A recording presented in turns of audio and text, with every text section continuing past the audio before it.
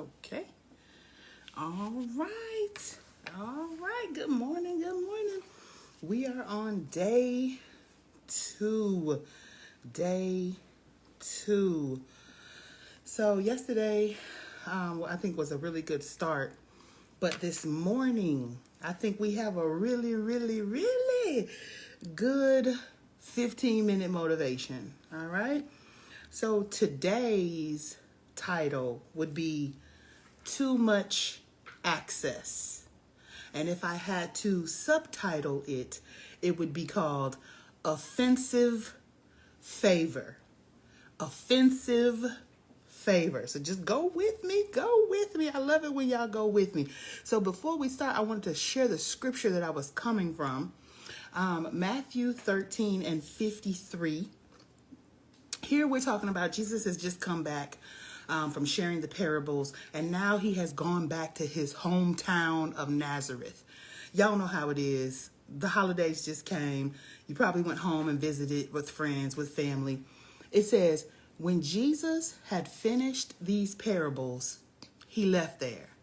And after coming to Nazareth, his hometown, he began teaching them in their synagogue, and they were astonished and said, where did this man get this wisdom and these miraculous powers? What is the source of his authority? Is this not the carpenter's son? Is not his mother called Mary? And are not his brothers James and Joseph and Simon and Judas? And his sisters, are they not living here among us?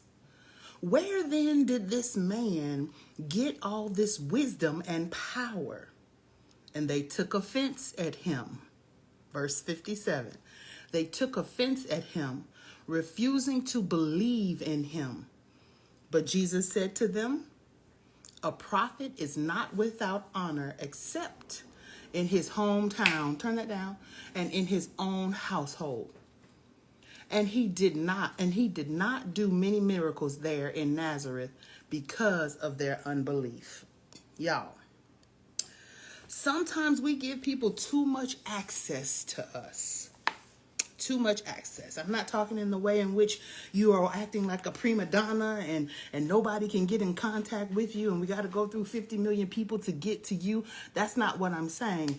What I'm saying is that sometimes we give people too much access to our thoughts, access to our emotions, access to our feelings. We give them too much access to us. As a result, we then go on and then we don't do what God has told us to do. Now, in this story, Jesus has gone back home. Now, he's gone back home amongst the people who feel familiar with him, the people who think they know him, the people who, oh, isn't that Mary's son? Doesn't his sisters live over in such and such street? They believe that they are familiar with Jesus. And I just believe there's some people in the room who feel like you've been around some people who think they know who you are, but they don't know that 2021 has changed you. It has changed your perspective. It has changed the way you think about things. It has changed your relationship with God. You pray more now. You listen to God now more. You read your word more. Your relationship has become very much more bigger with God. So he came back to his hometown and they were astonished. Astonished means they were greatly surprised. You ever had something happen in your life and the people around you are greatly surprised? What? I didn't know she was going for her masters. What? I didn't know her business was going to hit 6 figures.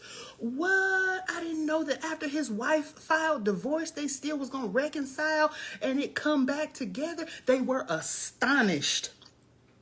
They had questions. They were like, isn't this the carpenter's son? Isn't this Mary's boy? Isn't this the brother of James and Judas? And Don't his sisters live around here?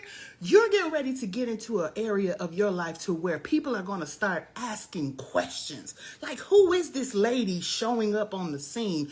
Who is this with this kind of wisdom? Who is this that's launching this business? Who is this that's being healed of cancer? They're going to start questioning the things that are going on in your life. They're going to wonder, how are you prospering and they're not prospering? They may wonder, well, how is it that you're able to still manage the marriage and theirs fell apart? They're going to wonder, well, how are you able to pass the classes and graduate, but they've failed out? They're going to wonder, how is your business and your ministry flourishing when they've tried 2 and 3 and 4 and 5 times to get their business off the ground? They begin to question, who is this person? Get ready for a season where people are going to start asking questions about you. How is it that you've been so resilient? How is it that you've endured so much? How is it that you've persevered through so many trials and tribulations and you've come out not looking like what you've been through? You come out not smelling like smoke, Shadrach, Meshach, and Abednego. You come out not looking like you've been in the lion's den, Daniel. You come out of the pit not looking like you've been there, Joseph. You've come out of fighting with the Philistine not looking like you've been in a fight or a tussle, David. How is it that you look like you don't look like what you've been through? They're going to ask questions about you. That's okay. Let them ask. They began to question his pedigree. See, when you begin to grow and go in God and you begin to do exploits and you begin to write the book and you begin to preach the message and you begin to launch the business and you begin to do everything that God has designed and assigned you to do, people are going to start asking questions about you. Where did she come from? What is her pedigree? What school did she go to? Did she go to theology school to be able to teach like that? They're going to start asking questions. They're going to ask, who are you? And when they can't put fingerprints on exactly who you are, they're going to maybe start making up some stuff, but that's okay. They did it to Jesus. They may do it to you. They start asking about his pedigree. They tried to reduce him to a lower rank. Ain't he just a carpenter's son? Not knowing he was the Son of God at the same time. See, some people will only know one dimension of you. They may know you when you used to smoke and you used to drink and you used to give it up a little bit easier, or you used to cuss and you used to, do all kind of whatever you felt like doing. But they don't know this version. They don't know this version of you. See, this version of you has been tried in the fire. This version of you is coming out looking more like your father. This version of you is coming out with a greater level of faith. This version of you is coming out after having been through all of what you've been through. And you're still here and you're standing flat-footed, believing in God that he's going to do everything he's promised to you that he's going to do. They had questions. They asked, where did he get all this wisdom and power? You all, as God begins to pour into your life, as God begins to elevate you, and people have what they have, people be peopling. And we still love people, but people be peopling. And as they question and have something to say, or naysayers and doubters, I want you to keep your eyes on the hills from which cometh your help. For your help cometh from the Lord. Your help is not coming from everywhere else. God has proven himself to you in this season. He has shown you that he is a provider. He has shown you that he is a way maker. He has shown you that he is a protector. He has shown you that he is a deliverer. He has shown you who he is. So you don't have to answer all of these questions that people may have. Now, the next part of this got me to thinking. The people had questions. Who is this? What are you doing? Why he here? Ain't he the carpenter's son? Da, da, da, da, da. But this part of the scripture said, they took offense and refused to believe. So Jesus has returned back to his home. He came back preaching, teaching, trying to educate, trying to pour in the people of the place in which he was birthed, his hometown. And they refused to receive him. They got offended at him. Who you think? Get ready to hear. Who do you think you are? Get ready to hear. Who are you coming up in here thinking you're good enough to be with us? Who are you to come think you can sit at this table? Who are you to feel like you can function and flow in the level of wisdom and knowledge that God has poured into you? Who are you to think that you can come in here and not have a college degree, but still get a job that's paying more than college educated people? Who are you? Get ready to hear it. Get ready to hear it. Get ready to hear it. And when you hear it, still walk in love and just know who your help came from. Know who your help came from. And as a result of them being offended and not believing in Jesus, he did not do many miracles there. There is no longer a season for you to try to prove who you are, what you do, your capabilities, proving to people how much you love them, proving this and proving that and proving that. And everybody wants you to jump through hoops to do this and to do that. Listen, we are confident in who God has created us to be, and we're going to walk in that confidence. So what did I learn from this, and what do I want to be your takeaways from this? Number one, the favor on your life may offend some people. It may offend your family. It may offend your friends. It may even offend your foes. But you keep going. You keep pursuing God, and as he continues to lay your pathway with blessings and favor and mercy and open doors and opportunities, you keep walking. You keep going. You keep paying attention to the voice of God. Don't pay attention. He said, my sheep know my voice, and a stranger they will not follow. Don't follow any strange voices in this season. Follow the voice of God. Well, Tynisha, how do I hear God? You up your prayer life. You make sure you're in your word, and you listen to people who have a solid foundation. And when they speak to you, they have a solid foundation, and that they can deliver to you the wisdom and the knowledge of God. Number two, what did I learn? You do not have to persuade or force anyone to approve or believe or support in what God has put in you and what God has put on you. I often hear times people say, well, you know, my friends and my family are not supporting my business. It is 7.5 billion people in this world. You just have to find out where your people are. If you got to market to them, if you got to go to where they go, if you got to show up where they are at, if you got to make yourself more readily open or accessible or whatever you got to do, your people are waiting on you. Your people may not be your family. Your people may not be your friends. Your people may not be all the people who you think should come and support what God is doing in your life. But does that mean you stop? Does that mean you sit down and complain about who is not supporting you? No, that means you keep going. You keep walking. You keep putting one foot in front of the other. You don't pay attention to who's not supporting you. You just keep showing up for the people who love and are supporting you. Whew. What did I learn? Also, number 3, you cannot help everyone. I know we want to be superwoman. I know we want to put on our cape every day, but it is not our responsibility, and nor are we able to help every single person that we come across.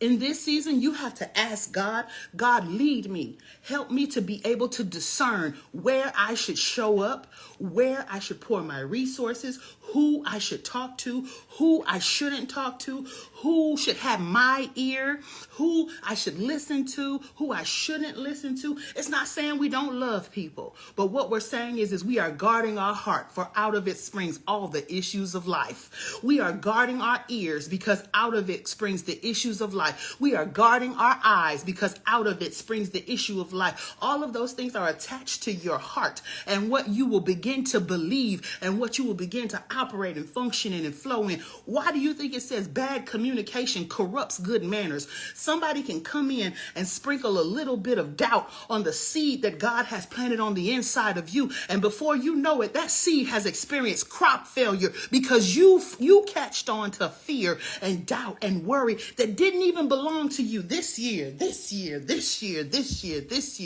We're not giving too much access to the things that don't deserve access. So again, I titled this one, Too Much Access. Y'all, I felt this one in my shanana. Okay? Offensive favor, offensive blessings. Get ready for your blessings to offend some. Some people may sit back and ask yourself, well, why am I not being blessed like that? This is the thing. And I promise you, in all of what I say, I'm not being conceited or arrogant. But God in the Bible it says, a diligent hand maketh rich, but a slack hand maketh poor. That's also with relation to how you go after the things of God, right? If you're steady pursuing him and you're steady praying and asking him and coming before him and believing that he can give you the wisdom and the knowledge and the clarity that you need behind certain situations, you think God is not going to do that? He's a good father. And if your father on earth can give you good gifts, what do you think your father in heaven can give you? Listen, too much access. We're discerning where we should show up. We're discerning who and what we should engage in. We're not spreading ourselves too thin. We're going to be saturated. We're going to be concentrated. We're going to be powerful and potent in whatever area we show up. When we show up as a mom, we're going to be, or a dad, as a parent, we're going to be potent. When we show up as a worker or as an entrepreneur, we're going to be potent and powerful. When we show up as a worker in ministry, we're going to be potent and powerful. When we show up, wherever we show up as a child, as a daughter, a son or a daughter of your parents, wherever you show up in love, we're going to be potent. In peace, we're going to be potent. In joy, we're going to be potent. Wherever we set our foot, we're going to inherit the land because we're going to be potent in God. Whew. That's all I got. That's all I got. I hope I got you supercharged for today, y'all. We're not giving too much access. And we recognize that when we start walking in this, some of us have already started walking in it. This offensive favor. You might get a little offended by my favor. You might get a little offended by the fact that the house, and I'm a single woman and I'm able to pay for it by myself. You might get a little offended that I had breast cancer, but I no longer have it. You might get a little offended that my credit score is bypassing 800. You might get a little offended that I walk in the pure, unadulterated power of the Holy Ghost. You might get a little bit offended, but that's all right. That's all right. You're going to have to take that up with God. Don't take it up with me. Address it to the right address. Heaven, 333 Heaven Street. Address it there. Don't send it my direction. Y'all, I love y'all. That's all I got today. Nothing missing, nothing broken. If you would like to purchase the book is always available on Amazon. It looks just like that. Tynisha C. Lewis, Nothing Missing, Nothing Broken, Obtaining Peace in a Chaotic World. Other than that, y'all, I pray that you go in peace and power today and that whatever you put your hands to, it will prosper. Love y'all. And until next time, bye.